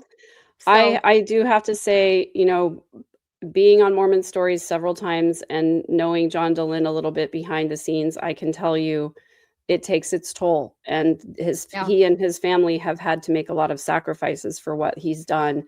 And I feel for him. And I just wish him all the best in the whole wide world. I would hate to see Mormon Stories podcast go away, but I also know the cost of it. And that's really hard to sit with. So that's another thing too. I've seen other creators that if they start out talking about Mormonism and want to pivot, people call them out for it. They're like, why are you not talking about now? All of a sudden Mormons are okay. Oh, and that's all things that just to think about and consider. If you want to do a YouTube channel, great. We support you, as long as you're not a dick. So Here's one other thing that doesn't really go with our top 10 because it's not what to do when you leave Mormonism. But one of the things that I have learned the hard way leaving the Mormon church, especially being in the content creation area, is that men who come from Mormonism, the patriarchy doesn't just automatically leave them when they leave the church. And a lot of them don't even realize it. And a lot of them don't have a problem with it because they still get to benefit from that system. And I'm not saying that they're bad people by any means, but it does take a great deal of work to recognize that that's a problem and do something about it. And there are lots of great men out there who have done that work and are doing that work, and they're wonderful. There are also a lot of toxic ex-Mormon men. And there is a lot of toxicity in the ex-Mormon community. It's not very different from the Mormon community because a lot of people don't do this deconstruction work. They leave the church, and especially those who left the church without deconstructing truth claims. If they still believe in the teachings of the church and they just don't want to be a part of the organization anymore, that mindset is still built into them. And so that's why I think some of the ex-Mormon spaces can be as toxic as the Mormon spaces are. I agree. I think it's deeply ingrained. Like I said, the gossiping, about people gossiping, the othering, feeling a moral superiority to people, all of that. I think it's unfortunately, even if you've just deconstructed Mormonism, I think the culture can still very much be there. I mean, we joked about my hair looking like Utah Mormon hair, but sometimes I'm like, I think it's more, I'll be honest, I think it's kind of just conservative hair because I used to have all different colors of hair and short haircuts and all sorts of things. I also could say it's cosmetology hair. I don't know. I think your cousin tried. I think your cousin tried real hard to have this hair. Indeed. with the rags or whatever. It's tough to do in prison. Even know. Toilet paper rolls, Right. Whatever you can get your hands on. Anyways, this has been a long video, but I hope if you've gotten to the end, I hope you've enjoyed this. Take your top 10 what not to do when you leave Mormonism. We're working on a workbook. We've brought it up before that has it's almost more like journal prompts kind of workbook. There's no right or wrong answers. It's just kind of getting the conversation started within yourself. It touches on a lot of these things, but in more of an exploratory sort of work with a therapist or someone if you want to, just getting those thoughts moving to kind of take a deep breath, figure out who you are and who you want to be now that you've left this all behind. So, Megan, thanks for being here with me, walking through this. This was a fun one. Yeah, this is a fun one. It's one that, I think it'll be helpful to people. I hope so. I hope it will be, and I hope people learn from our stupidity. All right. Tweedledum and Tweedledee That's as all we we are. want. We desire all to receive it. All of you, please All right. arise. All Oh, of you, please hit the like button. yes. And we'll see you all. There's members only live right after this. And then of course, Monday, family night, Family FHE. night. We will be, by the time this comes out, it'll be right before Thrive, either a week before or the week of. Yeah. So Yeah. if you're gonna coming be to in Thrive, St. George, we'll see not you. only come to Thrive, but also come to the Church of Korihor right after Thrive is over on Sunday. Yep. As Joe says, get your ass to church. I'll be singing. It'll be fun. We love you guys. Thank you for being snarky with us, and we'll see you on Monday. Bye.